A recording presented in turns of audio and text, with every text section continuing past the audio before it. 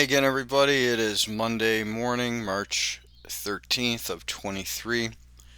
Here is the Astro Excel forecast for the week. You can see on the 12th we hit the peak on the green line last night, made this top here, a little double top from Friday afternoon. Now we've got downward pressure on the green line into the 15th.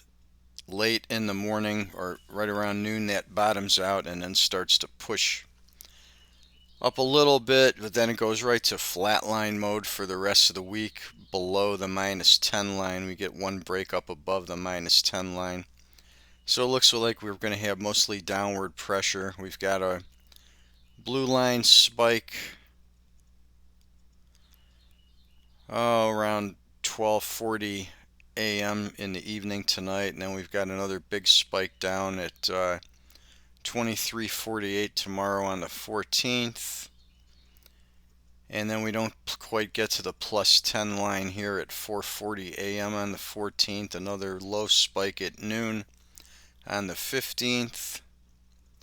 Moving to the 16th, we have a spike high early in the morning, a little double top type spike at 6 and 7:20 a.m.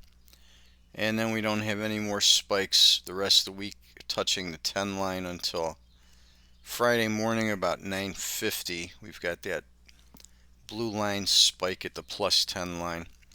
So that's pretty much the forecast for the week. We'll see how this plays out. We're going to probably continue to the downside. We had downside to the 15th forecast and then a little bounce and then down to the 23rd. We've got all the crazy stuff going on economically and politically. We've got the potential bank failures coming into play here. That's not going to bode well for the market. The Fed has an emergency meeting. We'll see what happens with that. Anyhow, not much bullish activity right here now.